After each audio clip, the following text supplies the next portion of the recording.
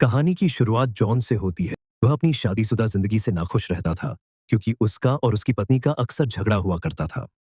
उनका एक छोटा बेटा भी था जो अपने माता पिता से परेशान रहता था। काम करते समय जॉन को याद है कि आज उसके बेटे का जन्मदिन है। वह प्लान बनाता है कि घर लौटकर अपनी पत्नी से समझौता करेगा और दोबारा झगड़ा ना करने की कोशिश करेगा ताकि उनका बेटा खुश रह सके। अब वह अपना काम खत्म करके घर जाता है और अपनी पत्नी से समझौता कर लेता है। यह देखकर उनका बेटा खुश हो जाता है। अब सभी साथ बैठे होते हैं। तभी टीवी पर न्यूज आती है कि कई कॉमेट्स दुनिया पर गिरने वाले हैं। सभी चिंतित हो जाते हैं और एक कॉमेट बरमूडा क्षेत्र में गिर जाता है। जॉन तुरंत घर से बाहर जाकर स्थिति की जांच करता है। तभी अचानक एक जोरदार हवा की लहर आती है जिससे जॉन गिर जाता है।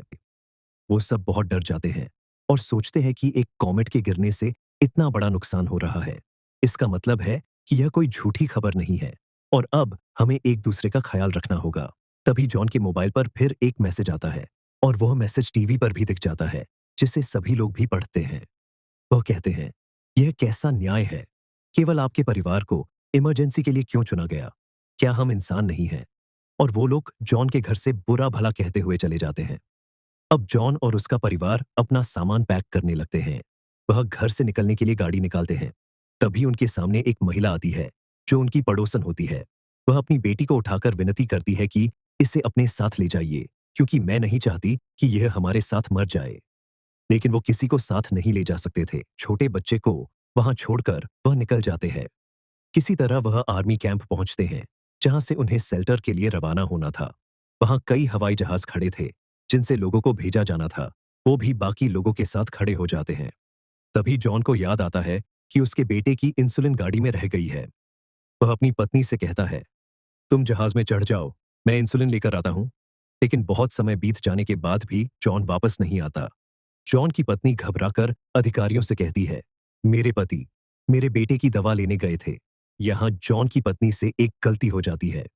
जिस विमान में वे कुछ यात्रियों के साथ उड़ान भरने वाले थे, उसका नियम था कि वे मरीजों को अनुमति नहीं देते। उस प्लेन में किसी भी मरीज को बैठने की अनुमति नहीं थी। तो अधिकारी जॉन की पत्नी और उसके बेटे को अपने साथ ले जाते हैं। उधर जॉन दवा लेकर लौटता है तो वह अपनी पत्नी और बेटे को ढूंढने लगता है, लेकिन वहां कोई नहीं होता। वह सोचता है कि शायद वो प्लेन में चढ़ गए होंगे क्योंकि उसने उन्हें चढ़ने के लिए कहा था। जब वह प्लेन में जाता है तो उसे अपनी पत्नी और बेटा कहीं नहीं मिलते। वह उन्हें खोजता है पर कोई फायदा नहीं होता। अब वह यह सोचकर अपनी सीट पर बैठ जाता है कि शायद वे दूसरी दिशा में खोजते हुए यहां आ जाएं। जब विमान में एक व्यक्ति जॉन को दवा का डिब्बा पकड़े देखता है तो पूछता है, क्या यह आपकी दवा है? जॉन जवाब देता है, नहीं, यह मेरे बेटे की है। वह व्यक्ति कहता है, आप यह दवा का डिब्बा लेकर अंदर कैसे आ गए? सिक्योरिटी तो सभी मरीजों को बाहर रोक रही हैं। यह सुनकर जॉन घबरा जाता है, यह सोचते हुए कि मेरा बेटा भी मरीज है और उसे भी रोका गया होगा।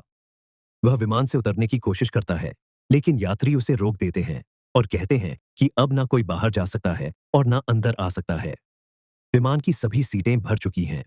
विमान के बाहर खड़े लोग यह सुनकर गुस्सा हो जाते हैं और कहते हैं, हमें चढ़ने नहीं दिया जा रहा, जबकि हम बड़ी मुश्किल से यहां पहुंचे हैं। क्या हमारी जिंदगी महत्वपूर्ण नहीं है? अब भीड़ को नियंत्रित करने के लिए पुलिस गोली चलाने लगती है। दूसरी ओर जॉन की पत्नी सिक्योरिटी से विनती कर रही होती है कि मुझे जाने दीजिए, मेरे पति मेरा इंतजार कर रहे हैं। वह एक आर्किटेक्ट हैं और उन्हें सरकार का मैसेज आया हुआ था। लेकिन पुलिस की गोलीबारी के कारण प्लेन का पेट्रोल आग पकड़ लेता है और वहां ब्लास्ट हो जाता है। कई लोग उसका शिकार हो जाते हैं।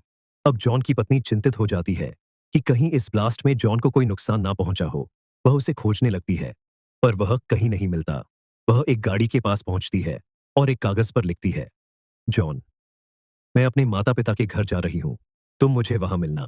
वह नोट गाड़ी की खिड़की पर चिपका देती है ताकि जॉन उसे ना ढूंढ पाए तो गाड़ी पर आकर यह नोट पढ़ सके। अब जॉन की पत्नी वहां से निकलने लगती है। इधर जॉन भी अपनी पत्नी और बेटे को खोज रहा होता है, लेकिन उसे वीओ कहीं नहीं मिलते।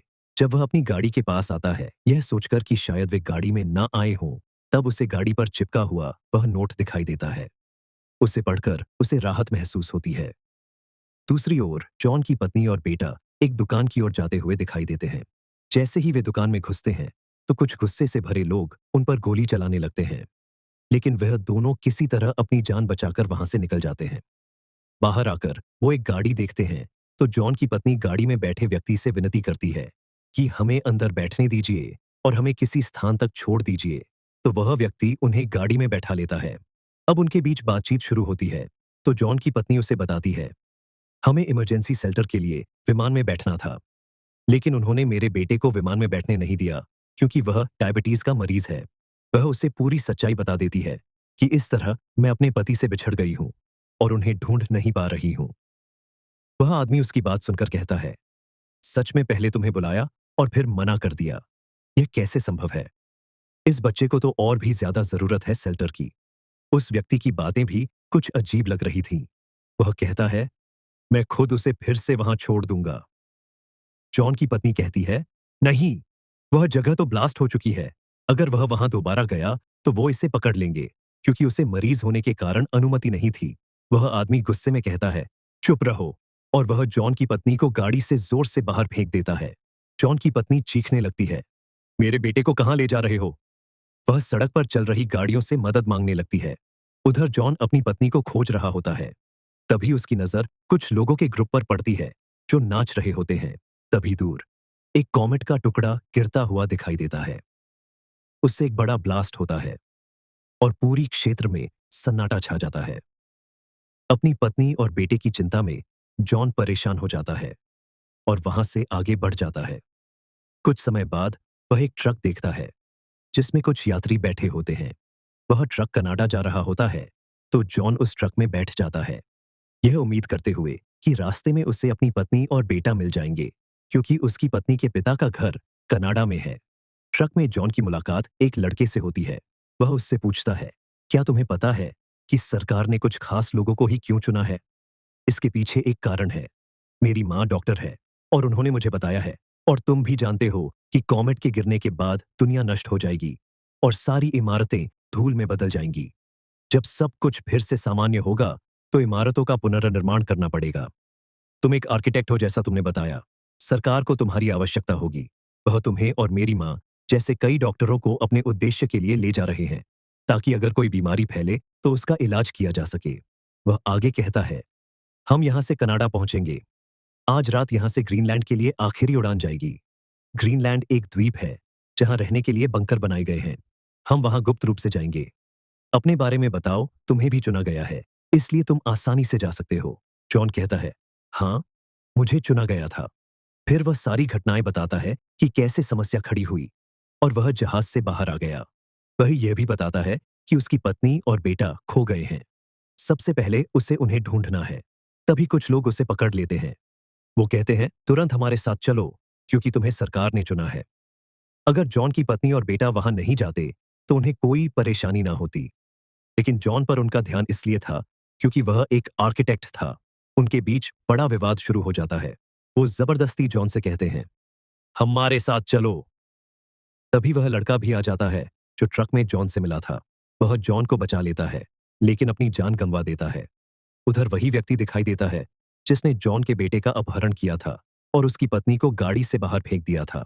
उसकी अपनी पत्नी भी उसके साथ होती है और वह अपनी पत्नी से कहता है, देखो, हमें तो नहीं चुना गया था, लेकिन हमने चालाकी से काम किया। अब इस बच्चे के हाथ में एक कलाई बैंड है जो दर्शाता है कि वह चुने गए परिवार से है। हम उसकी मदद से शेल्टर तक पहुंच सकते हैं। वह दुष्ट व्यक्ति अपनी पत्नी के साथ जॉन के बेटे को लेकर साइट पहुंचता है। वह अधिकारियों से कहता है, देखिए, यह हमारा बेटा है, इसके पास बैंड है, लेकिन जल्दीबाजी में हमारे बैंड खो गए और आप यहाँ की स्थिति देख रहे हैं। कृपया हमें विमान में बैठने की अनुमति दें। तभी जॉन का बेटा रोने लगता है और कहता है, अंकल, ये मेरे माता पिता नहीं हैं। इन्होंने मुझे अगवा किया है, मुझे बचाइए। पुलिस अधिकारी उनकी चाल समझ जाते हैं और बच्चे को अपने साथ मेडिकल कैंप में ले जाते हैं। दूसरी ओर जॉन की पत्नी बहुत परेशान होती है। सौभाग्य से एक व्यक्ति उसे लिफ्ट दे देता है और वह भी साइट पहुंच जाती है। वह सबसे पूछने लगती है, क्या आपने एक छोटे बच्चे को देखा है? वह अपने बेटे का हुलिया बताती है।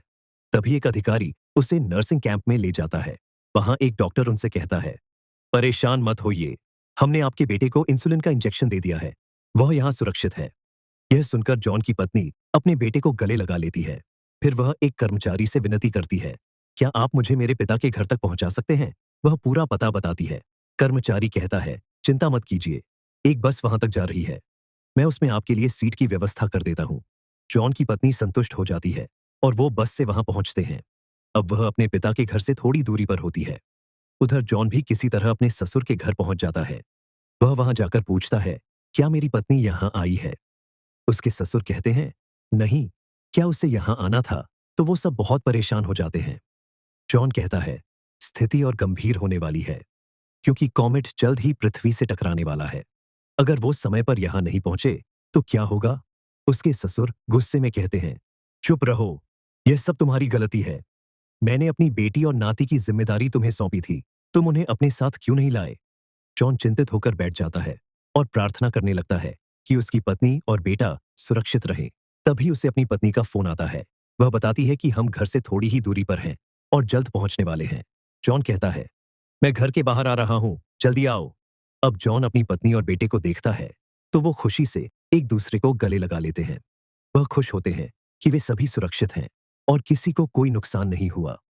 अब जॉन अपनी पत्नी से कहता है कि कॉमेट के कुछ टुकड़े यहां भी गिरने वाले हैं, लेकिन ग्रीनलैंड में एक बंकर बनाया गया है, हमें तुरंत वहां जाना होगा। वह सभी तैयार हो जाते हैं। जब जॉन की पत्नी अपने पिता से कहती है, आप भी हमारे साथ चलिए, तब उसके पिता जवाब देते हैं, नहीं बेटी, अब मैं बूढ़ा हो चुका हूं। मैं अपने जीवन के आखिरी दिन अपने दोस्तों के साथ उसी जगह बिताना चाहता हूं जहां मैं बड़ा हुआ हूं। जब समय आता है तो मृत्यु को रोका नहीं जा सकता। फिर भी मैं प्रार्थना करूंगा कि सब सुरक्षित रहे और कोई कॉमेट ना गिरे। तुम जाओ और अपना ख्याल रखो। जॉन की पत्नी अपने पिता की बातें सुनकर दुखी हो जाती है, लेकिन उसे अपने पति और बेटे के लिए वहां से जाना पड़ता है। अब वे ग्रीनलैंड की ओर गाड़ी से जाने लगते हैं, तो रास्ते में कॉमेट के छोटे छोटे टुकड़े गिरने लगते हैं। जहां वह गिर रहे थे, वहां आग लग जाती है। जिन गाड़ियों पर टुकड़े गिरते हैं, वो ब्लास्ट हो जाती हैं। चारों ओर ट्रैफिक जाम हो जाता है और कई स्थानों पर मृत शरीर पड़े होते हैं। वे बहुत तनाव में होते हैं, तो जॉन अपनी पत्नी से कहता है, घबराओ मत, हिम्मत मत हारो, हमें अपने बेटे के लिए साहस दिखाना होगा। वह कहता है, आज रात कनाडा से ग्रीनलैंड के लिए आखिरी विमान रवाना होगा। किसी भी तरह तुम्हें उस विमान में बैठना होगा। वो तेजी से गाड़ी चलाते हैं, लेकिन बहुत देर हो चुकी होती है। कनाडा का आखिरी विमान रनवे पर होता है और उड़ान भरने ही वाला होता है। तभी जॉन अपनी गाड़ी विमान के सामने लगा देता है। पायलट नीचे उतरता है और गुस्से में कहता है, क्या तुम पागल हो गए हो? जॉन कहता है, मुझे दूसरों के बारे में नहीं पता, लेकिन हम जीवित बचे लोग हैं। मैं आपसे विनती करता हूं, हमें विमान में बैठा लीजिए। मेरा एक छोटा बेटा है और हम चुने गए परिवारों में से हैं। पायलट को उन पर दया आ जाती है और वह उन्हें विमान में बैठा लेता है। आखिरकार उनका विमान ग्रीनलैंड के पास पहुंच जाता है, लेकिन अभी उतरा नहीं होता। तभी थोड़ी दूरी पर कॉमेट का एक बड़ा टुकड़ा गिरता है। भयंकर ब्लास्ट होता है और उसकी आग की लपटें विमान तक पहुंच जाती हैं। विमान पहाड़ से टकराकर बिग डदा जाता है और जेट इंजन बंद हो जाता है। सौभाग्य से विमान में आग नहीं लगती और कोई यात्री घायल नहीं होता। सभी लोग हाथ हिलाने लगते हैं, क्योंकि आगे सेना दिखाई देती है। सेना उन्हें बचाने के लिए आती है और तुरंत इमरजेंसी स्थल यानी बंकर में ले जाती है। उसी समय वह क्षण आ जाता है जब विशाल कॉमेट पृथ्वी से टकराता है। बाहर भयानक ब्लास्ट होता है, जिससे भूकंप आता है। एक जोरदार धमाका सुनाई देता है। बंकर में मौजूद लोग भी घबरा जाते हैं। जॉन अपने परिवार को गले लगा लेता है। उसको सारी पुरानी यादें आने लगती हैं। वह कहता है, मुझे तुम सबसे बहुत प्यार है। फिर चारों ओर सन्नाटा छा जाता है। बाहर की दुनिया पूरी तरह तबाह हो चुकी होती है। आखिरी कॉमेट गिर चुका होता है और भारी विनाश कर चुका होता है। जहरीली गैसें हर जगह फैल चुकी होती हैं, इसलिए बचे हुए लोगों को बाहर जाने की अनुमति नहीं होती। बंकर में भोजन और अन्य सुविधाएं मौजूद होती हैं, इसलिए वे कई महीनों तक वहीं सुरक्षित रहते हैं। कुछ महीनों बाद जब वातावरण सामान्य होने लगता है, तब बंकर का दरवाजा खोला जाता है। बाहर आकर वो देखते हैं कि पूरी दुनिया नष्ट हो चुकी है। वो खुश होते हैं कि वह जीवित बच गए। उन्हें बताया जाता है कि ऐसे बंकर दुनिया के दूर दराज इलाकों में बनाए गए थे और कुछ अन्य लोग भी उनकी तरह जीवित बचे हैं। अब वह सभी मिलकर एक नई जिंदगी की शुरुआत करेंगे। तो कमेंट करके बताएं किसी लगी फिल्म।